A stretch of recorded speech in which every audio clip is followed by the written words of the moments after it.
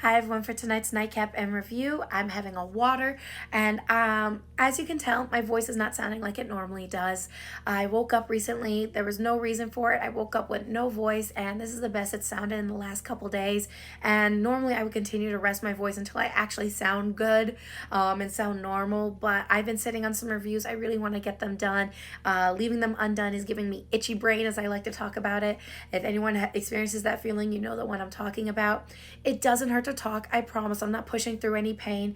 It's just, I know it doesn't sound pleasant, but I really want to get these done so that I can talk about the books I've read and so that you know what's coming out soon and see if you would like to read it for yourself. So the book we're going to be talking about tonight is Desire Drenched Days. This is a book I received as an ARC from my girl Kitty Pawell. She is a friend of mine, but of course I'm always going to give my honest opinion. These are the tropes and these are the content warnings.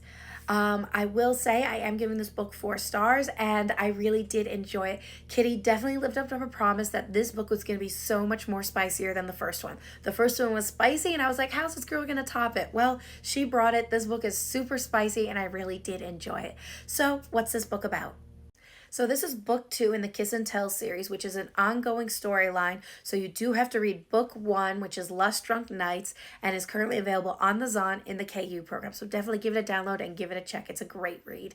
Now this book is about an ongoing and growing relationship between Mel, a no-risk type of girl, and Rose, who's a take all kinds of risk, lives by her own rules and standards, and screw society type of girl. But even with all of her rules and boundaries that she has in place, Rose is finding that she is bending and breaking those for not just Mel, but all of her fuckables, as she likes to call them. There's 6 in total.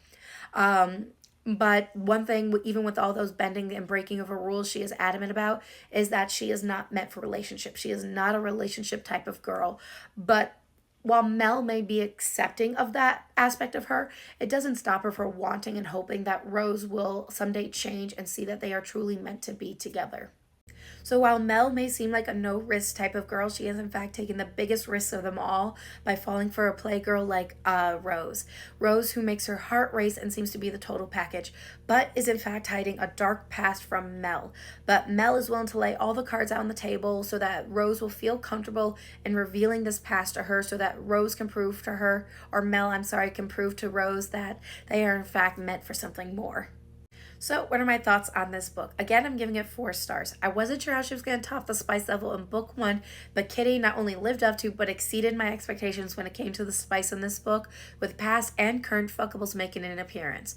Of course, my favorite was Mel and her growing relationship with Rose. It was just a dynamic I really did enjoy reading. Rose was definitely a hard, take charge, super confident woman, which I enjoyed, but being with Mel added a softness to her that was definitely something I enjoyed. I don't remember the exact quote, but Rose did describe herself as being hard and dark, and Mel being soft and light, and Rose was afraid of corrupting Mel, but in fact, Mel's influence on Rose, in my opinion, added a softness, like I said, that I felt Rose really benefited from. It added a different aspect to her that I did enjoy. But even with this softening of Rose, that doesn't stop her from being a take charge, badass kind of woman who is really stepping up and helping to take care of Mel and her situation, and even in fact taking some alternative measures to help keep Mel safe. She is in fact still the bullheaded, strong, opinionated woman, which we love, but can lead to some very interesting and spicy confrontations between her and her other partners. Now, this book does end on an interesting and frustrating cliffhanger that does set it up for the next book, which I do believe will be the final book in the series. I do believe this is a trilogy. This book, Desire Drenched Days, is available currently for pre-order for 99 cents and will be available June 27th. Book 1, like I mentioned, is currently available on the Zon in the KU program. So once you read those 2, you'll be all caught up for book 3, which I don't have much information about yet, but I am excited to read because I want to see how interesting things are going to get and what is going to happen with all the partners. I don't want to see the other word and see if this gets flagged again, and see what happens and if they're going to keep things interesting or if there's going to be exclusivity. I'm just really excited, and I want to see if she's going to top this book in spice level. That's a challenge I'm putting to you, Kitty, to see how spicy the next book is going to be. So I hope everyone has a good night and happy readings, and again, this book will be available June 27th. Have a good night.